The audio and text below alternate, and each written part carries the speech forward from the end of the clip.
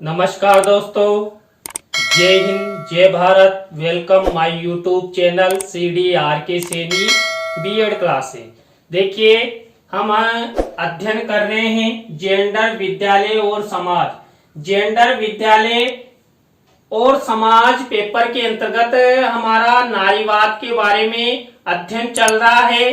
इससे पहले हमने नारीवाद की अवधारणा, नारीवाद की पृष्ठभूमि, नारीवाद के कौन कौन से उद्देश्य हैं, नारीवादी आंदोलन के मुख्य कारण कौन कौन से हैं और भारत में नारीवाद का क्या संप्रत्य है, भारत में नारीवाद के उदय होने की पृष्ठभूमि और कारणों का हमने पहले अध्ययन कर लिया है। आज की क्लास में हम अश्वेत नारीवाद, ब्लैक फेमिनिज्म है, ये आपके पाठ्यक्रम में नारीवाद से जुड़ा हुआ विषय है और आपकी परीक्षा की दृष्टि से अति महत्वपूर्ण है। नारीवाद के प्रकार के बारे में विस्तार से वर्णन कीजिए। इस तरह का प्रश्न बनकर आपकी परीक्षा में आ सकता है, तो आप सब बने रहे हमारे साथ, हमारे YouTube चैनल के साथ। और यदि आप हमारे YouTube चैनल पर पहली बार आए हैं तो हमारे YouTube चैनल को सब्सक्राइब करें और पास ही बने बेल आइकन के बटन को जरूर दबा देवे, जिससे हमारे द्वारा जब भी कोई न्यू वीडियो अपलोड किया जाता है या लाइव क्लास चलाई जाती है तो उनके नोटिफिकेशन आपको मिल सके और आप परीक्षा की अच्छी तैयारी कर सके। देखिए, हम जो अश्वेत नारीवाद के बारे में अध्ययन करेंगे कि अश्वेत नारीवाद क्या है, अश्वेत नारीवाद की अवधारणा क्या है, अश्वेत नारीवाद का उदय कब हुआ, कैसे हुआ, किनके द्वारा किया गया। तो देखिए, हम सबसे पहले अश्वेत नारीवाद के बारे में अध्ययन करते हैं। देखिए, जो आप ये शब्द देख रहे हैं अश्वेत, यानी कि श्वेत मीन्स सफेद और आगे लग गया तो अश्वेत हो गया, यानी कुल मिलाकर ब्लैक हो गया। यानी कि जो मानव है, इस मानव में भी जो चाहे पुरुष हो, महिला हो, बालक हो या बालिका हो, जो उसके रंग रूप के आधार पर जो भेदभाव किया जाता है, जो लैंगिक असमानता की जाती है, वही अश्वेत नारीवाद कहलाता है। आपने देखा है इस पूरे वैश्विक समाज में कोई मानव काला है, गोरा है, और अंग्रेजी शासन काल के समय हमारे भारत देश में भी अश्वेत यानी काले और गोरे का भेद खूब हुआ है। आपने महात्मा गांधी जी से संबंधित जो तथ्य हैं उनका अध्ययन भी किया है। महात्मा गांधी जी भी अश्वेत यानी कि काले गोरे के भेद के चक्कर में अंग्रेजों द्वारा उनका अपमान किया गया था और हमारे पूरे वैश्विक समाज में जो अफ्रीका है, इस अफ्रीका महाद्वीप में सबसे ज्यादा जो काले गोरे का भेद किया जाता है। नेल्सन मंडेला का नाम आपने सुना है। तो इस तरह हमारे वैश्विक समाज में ऐसे कई उदाहरण हैं जिनके माध्यम से हम श्वेत अश्वेत में डिफरेंस बता सकते हैं। और देखिए, यहां पर जो अश्वेत नारीवाद यानी कि जो नारी अश्वेत है, यानी कि जो महिला काली है, यानी कि महिला यानी लैंगिकता के आधार पर ये महिला काली है, ये महिला गोरी है, यानी कि ये सफेद है, ये काली है। इस आधार पर जो भेदभाव किया गया, असमानता की गई, जीवन जीने के क्षेत्र में उन्हें रोका गया, इस कारण से जो अश्वेत नारीवाद है, अश्वेत नारीवाद जो आंदोलन है, उनकी उत्पत्ति हुई। देखिए, समाज में हर मानव चाहता है कि मैं अच्छा जीवन यापन करूं, समानता युक्त जीवन यापन करूं, कोई भी मेरे साथ भेदभाव नहीं करे, कोई भी मुझे तीक्ष्ण दृष्टि से नहीं देखे, मैं जैसे सब मानव है उसी मानवों की श्रेणी में एक मानव हूं, तो मेरे साथ क्यों भेदभाव, क्यों असमानता। इसी कारण से चाहे वैश्विक समाज ले लीजिए या भारतीय समाज ले लीजिए, अश्वेत नारीवाद, ब्लैक फेमिनिज्म की उत्पत्ति हुई। तो इसके बारे में हम वैश्विक समाज से ही चर्चा करेंगे कि अश्वेत नारीवाद आंदोलन की आधार भूमि को तैयार करने में एलिस वॉकर कैवुमेलिज्म के सिद्धांत का महत्वपूर्ण योगदान है। देखिए, जो अश्वेत नारीवाद है, इस अश्वेत नारीवाद में जो अश्वेत आंदोलन की शुरुआत हुई, इसमें जो एलिस वॉकर कैवुमेलिज्म का जो सिद्धांत है वो अति महत्वपूर्ण है। क्यों है? क्योंकि एलिस वॉकर तथा नारीवादी विदुषियां हैं, इन्होंने यह जाहिर किया कि अश्वेत स्त्री के जीवन अनुभव श्वेत मध्यम वर्गीय स्त्रियों की अपेक्षा न सिर्फ भिन्न है, बल्कि उनके शोषण की परिस्थितियां भी अधिक जटिल है। यहां पर समझिए, जो एलिस वॉकर है, इस एलिस वॉकर महोदया ने और जो नारीवादी विदुषियां हैं, इन्होंने विश्लेषण किया कि जो अश्वेत स्त्रियां हैं, इन अश्वेत स्त्रियों की स्थिति जो भारतीय समाज ले लीजिए या वैश्विक समाज ले लीजिए, इस वैश्विक समाज में जो मध्यम वर्गीय हैं या उच्च वर्गीय जो लोग हैं, वो लोग ज्यादा ही जो अश्वेत यानी काले गोरे का भेद करते हैं, जो महिलाएं हैं उनके साथ असमानता रखते हैं। तो यहाँ पर जो एलिस वॉकर ने यह बताया कि जो अश्वेत महिलाएं होती है, उनके शोषण की परिस्थितियां भी अधिक अलग ही होती है कि उनके साथ सबसे ज्यादा शोषण किया जाता है, उनके साथ अधिक भेदभाव किया जाता है। तो ये अश्वेत नारीवाद के बारे में तथ्य हैं। अश्वेत स्त्री आंदोलन के उदय के कारण भी इसी तार्किक पहलू पर आधारित है कि श्वेत मध्यम वर्गीय पढ़ी लिखी स्त्रियों ने नारीवाद की जिस धारा का नेतृत्व किया, उसने वर्ग तथा नस्ल पर आधारित शोषण को तवज्जो नहीं दिया। देखिए, जो मध्यम वर्गीय या उच्च वर्गीय महिलाएं हैं और जो पढ़ी लिखी है, उन्होंने अश्वेत महिलाओं के लिए कुछ भी नहीं किया। वो सब अपने आप में ही अपने जीवन के प्रति सोचने और समझने लगी, अपने जीवन को आगे ले जाने हेतु वो लगातार प्रयासरत रही। लेकिन पढ़ी लिखी महिलाओं ने अश्वेत स्त्रियों के बारे में कभी नहीं सोचा कि वो भी हमारे साथ हम जैसी ही महिलाएं हैं। यहाँ पर जो अश्वेत स्त्रियां हैं, उन अश्वेत स्त्रियों के साथ सबसे अधिक भेदभाव किया गया, उनके साथ शोषण किया गया। अश्वेतता के चलते जो वैश्विक समाज है, इस वैश्विक समाज में एक वर्ग बन गया किनका? अश्वेत महिलाओं का, और उनके नस्ल के आधार पर भेदभाव किया जाने लगा, उनके साथ असमानताएं की जाने लगी कि ये महिलाएं अश्वेत है। तो यहाँ पर जो अश्वेत नारीवादी संगठन है, उन अश्वेत नारीवादी संगठनों का उदय 1970 के दशक में हुआ।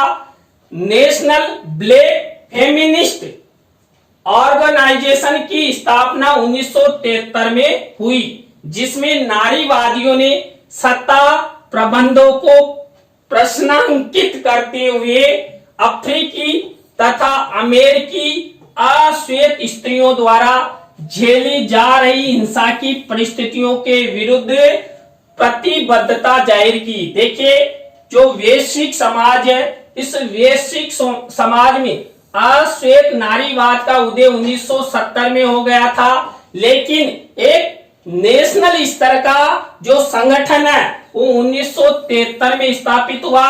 और ये संगठन जो जिस भी देश में जो वर्तमान सत्ता में सरकारें हैं, उन्हें सरकारों के संबंध में प्रश्नांकित करते हुए, यानी कि प्रश्नों का निर्माण करते हुए कि समाज में जो मानव है, इस मानव में काले और गोरे के आधार पर क्यों भेदभाव किया जाता है और महिलाओं के साथ ये अश्वेतता पर आधारित जो शोषण है वो क्यों किया जाता है, और जो अश्वेत महिलाओं के साथ हिंसाएं की जाती है, उन हिंसाओं के खिलाफ अश्वेत नारीवाद का उदय हुआ।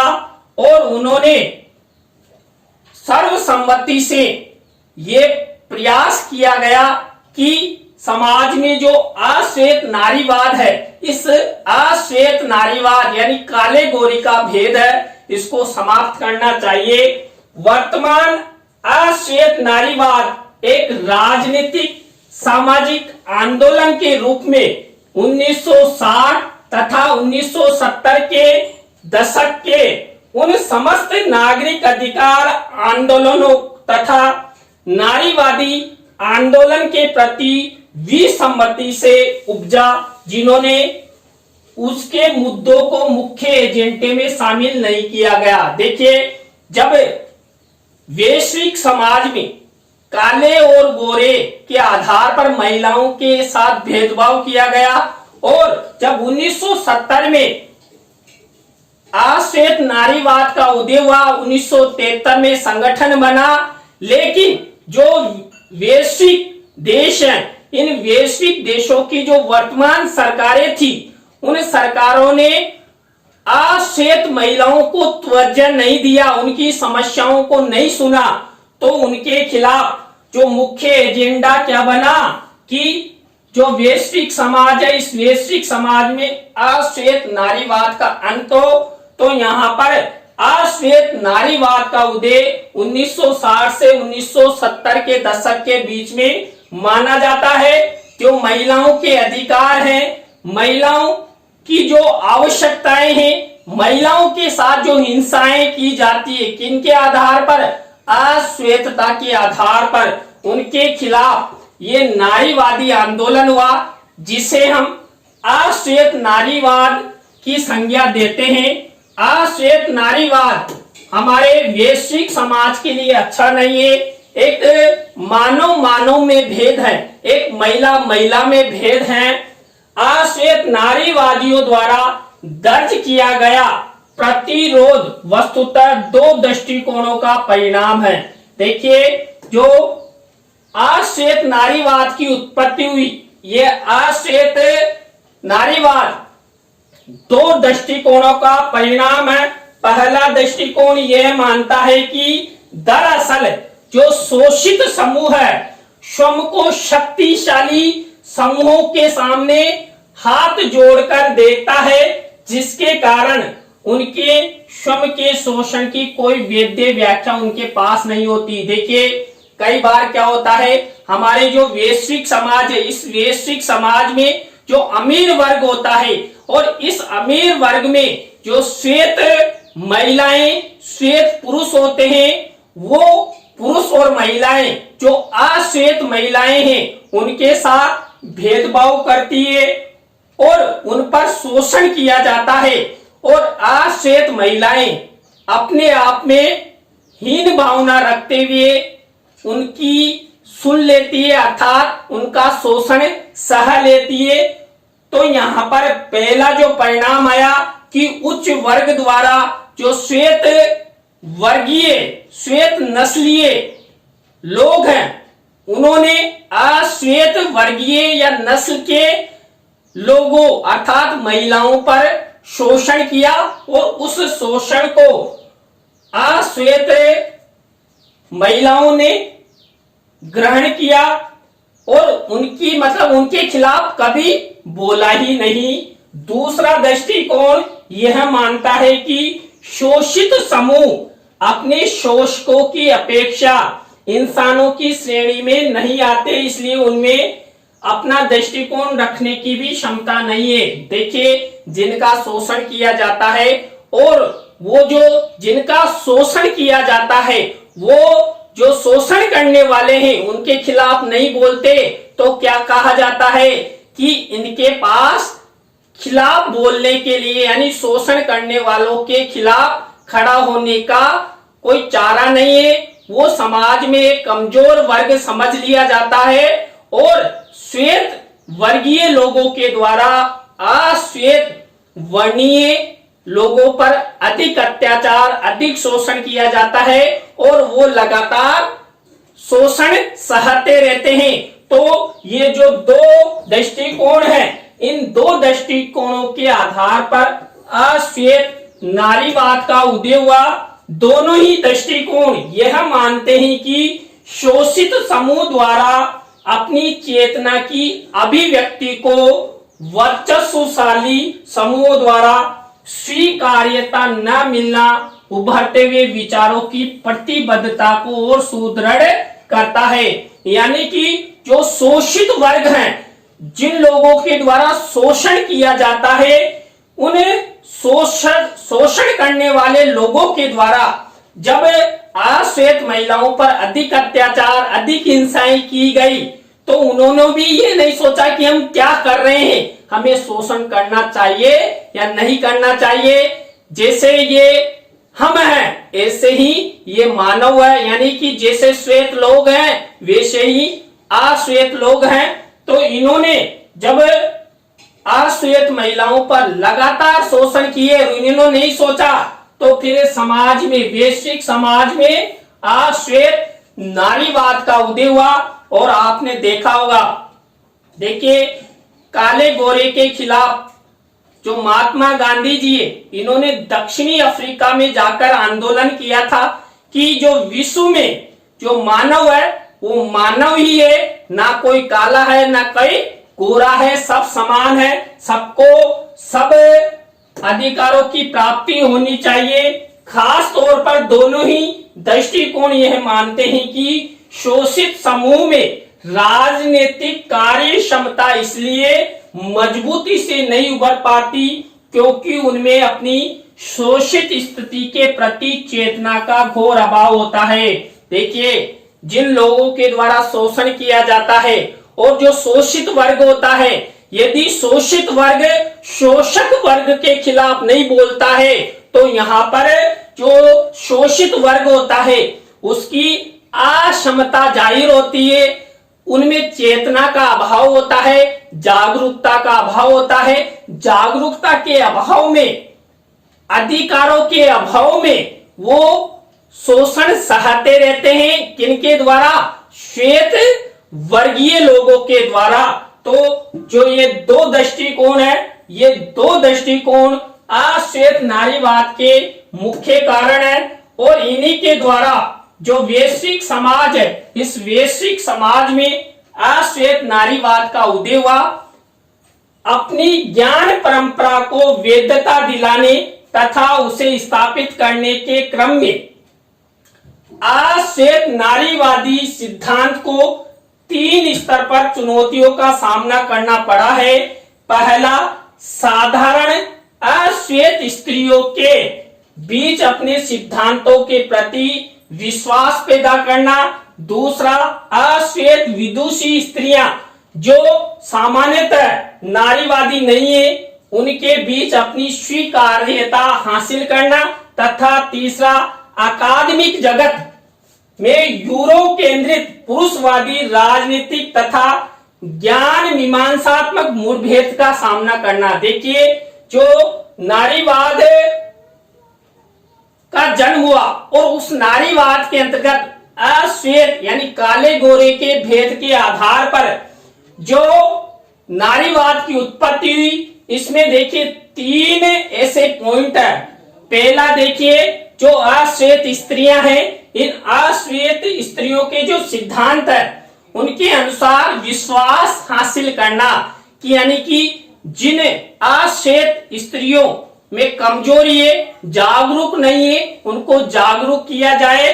और जो अश्वेत स्त्रियां हैं यानी कि विदुषियां, जो ये अश्वेत महिलाओं के पक्ष में नहीं बोलती, उनके सामने अपना पक्ष रखना कि आप भी अश्वेत हो, आप पढ़ी लिखी हो, आप जागरूक हो, तो आप भी हमारे साथ आइए और हम सबकी जो समाज में जो शोषित वर्ग द्वारा शोषण किया जाता है इसका खात्मा करवाने में आप सहयोग करें। और नंबर 3 का जो थर्ड है अकादमिक जगत, यानी कि जो शिक्षा जगत है जहां पर भी महिलाओं के कार्य होते हैं, उन महिलाओं के कार्य में उनको समानता दिलाना, जो अश्वेत नारीवाद का थर्ड कारण है। तो इस तरह ये 3 पॉइंट हैं जिनके आधार पर जो अश्वेत नारीवाद है इसकी स्थापना करने का प्रयास किया गया।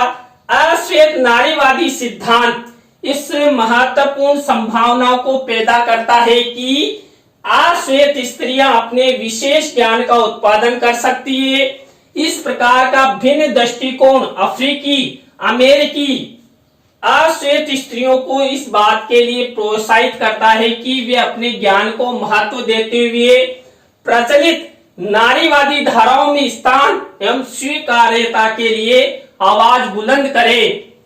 अश्वेत स्त्री के सांस्कृतिक तथा पारंपरिक विचारों को उठाते हुए अश्वेत नारीवादी सिद्धांत उनमें नए अर्थ भरता है तथा उसके प्रति चेतना जागृति का कार्य करता है।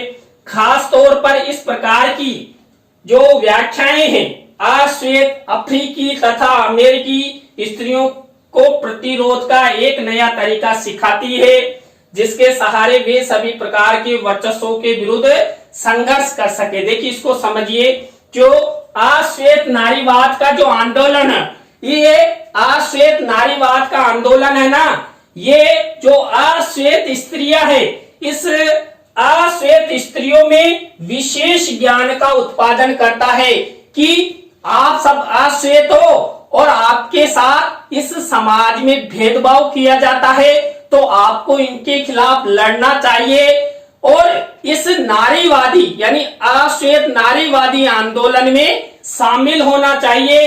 अश्वेत नारीवाद लोगों में यानी महिलाओं में जागरूकता पैदा करता है, ज्ञान का उत्पादन करता है और विभिन्न प्रकार का दृष्टिकोण उत्पन्न करते हुए अश्वेत ने जो नारियां है उस अश्वेत नारियों को प्रोत्साहित करता है, जिससे वो अपने ज्ञान को बढ़ाएं, जागरूकता लाएं कि समाज में जो हमारे साथ अश्वेतता के आधार पर जो काले गोरे का भेद किया जाता है वो गलत है, क्योंकि काला गोरा होना प्रकृति के आधार पर होता है।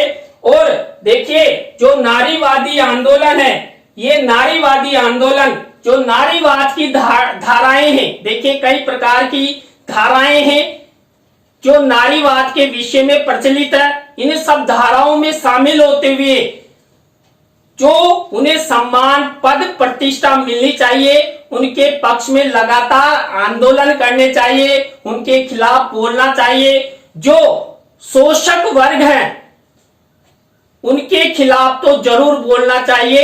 जो शोषित वर्ग हैं, इस शोषित वर्ग को इस तरह की हीन भावना कमजोरी महसूस नहीं हो सके, तो यहाँ पर अश्वेत नारीवाद के द्वारा लोगों को जागरूक करने का प्रयास किया गया। तो देखिए आज की क्लास में हमने अश्वेत नारीवाद यानी काले गोरे के आधार पर जो भेदभाव किया जाता है, इस अश्वेत नारीवाद के बारे में अध्ययन किया। आज की क्लास आपको कैसी लगी कमेंट्स में जरूर बताएं, और अच्छी लगी हो तो लाइक करें, कमेंट्स करें और शेयर जरूर करें। दोस्तों जो भी आज की लाइव क्लास से जुड़े उन सबको बहुत बहुत धन्यवाद।